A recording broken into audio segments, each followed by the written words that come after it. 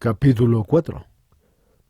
Las palabras de la madre a su hija sobre la codicia de los malos obispos. Explica, en una larga parábola, que muchas personas, mediante sus buenas intenciones, alcanzan el rango espiritual que los obispos desmedidos rechazan, a pesar de haber sido llamados a ello en un sentido físico. La Madre de Dios habla a la novia del Hijo diciendo: estás llorando porque Dios ama tanto a las personas, pero la gente ama tan poco a Dios. Así es. ¿En dónde está ciertamente el gobernante u obispo que no codicia su puesto para obtener honores y riqueza mundanos, sino más bien los desea para ayudar a los pobres con sus propias manos? Puesto que los gobernantes y los obispos no quieren venir a una fiesta de matrimonio preparada para todos en el cielo, los pobres y los débiles vendrán en su lugar. Como te lo mostraré por medio de un ejemplo. En una cierta ciudad vivía un obispo sabio, atractivo y rico, quien era elogiado por su sabiduría y atractiva apariencia, pero no le dio gracias a Dios, como debía de hacerlo, por haberle dado esa misma sabiduría. Era elogiado y honrado también por su riqueza y daba numerosos regalos con vistas a obtener favores mundanos. Anhelaba incluso mayores posesiones para poder dar más regalos y obtener mayor honor. Este obispo tenía un docto sacerdote en su diócesis, quien pensaba para sí mismo como sigue. Este obispo decía: ama a Dios menos de lo que debería. Su vida entera tiende a lo mundano. Por ello, si agrada a Dios, me gustaría tener su episcopado para darle la gloria a Dios. Yo no lo deseo por razones mundanas, viendo que el honor mundano no es sino aire vacío, ni tampoco en honor de la riqueza, que es tan pesada como la más pesada de las cargas, ni por el honor del descanso físico y el confort, pues solo necesito una razonable cantidad de descanso para mantener mi cuerpo en forma para el servicio de Dios. No, yo lo deseo únicamente por el honor a Dios. Y, aunque soy indigno de cualquier honor, con propósito de ganar más almas para Dios y beneficiar a más gente con mi palabra y ejemplo, y ayudar a más personas mediante los ingresos de la Iglesia, yo alegremente asumiría la gravosa tarea de ser obispo.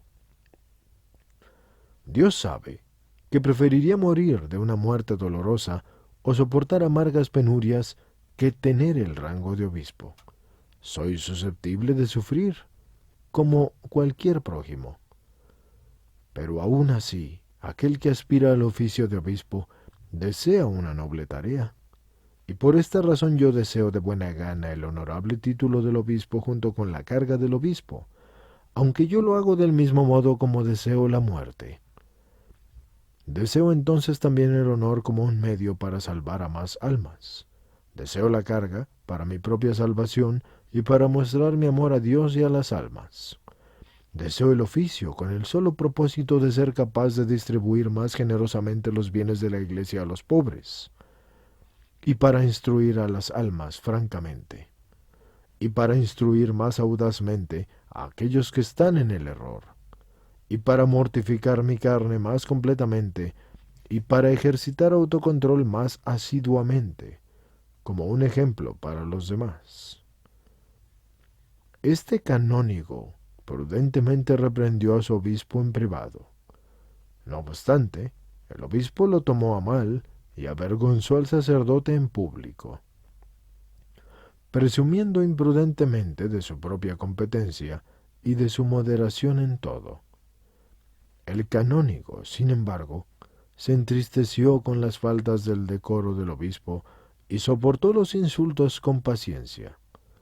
Pero el obispo ridiculizó la caridad y la paciencia del canónigo y habló tanto contra él que el canónigo fue culpado y se pensó que era un necio mentiroso, mientras que el obispo era visto como si fuese justo y circunspecto.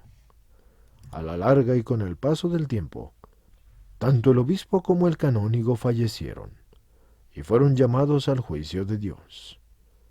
Ante su vista y ante la presencia de los ángeles, apareció un trono dorado con la mitra y con la insignia de un obispo junto al mismo. Un gran número de demonios estaba siguiendo al canónigo, deseosos de encontrar alguna falta fatal en él. Y en cuanto al obispo, se sentían tan seguros de tenerle como así se siente una ballena sobre las crías que les guarda vivas en su barriga entre las olas. Así que había muchas acusaciones lanzadas contra el obispo, porque, y con intención, había tomado él el oficio de obispo, y porque además se enorgulleció con los bienes que eran intencionados para las almas, y sobre la manera en las que las guió, en que guió a estas almas que le fueron encomendadas, y de qué manera había respondido a la gracia que Dios le había concedido. Cuando el obispo no pudo dar una respuesta justa a los cargos, el juez contestó: «Pon excremento sobre la cabeza del obispo en vez de una mitra, y brea en sus manos en vez de guantes, barro en sus pies en vez de sandalias. En vez de una camisa de obispo y una prenda de lino, ponle los harapos de una prostituta.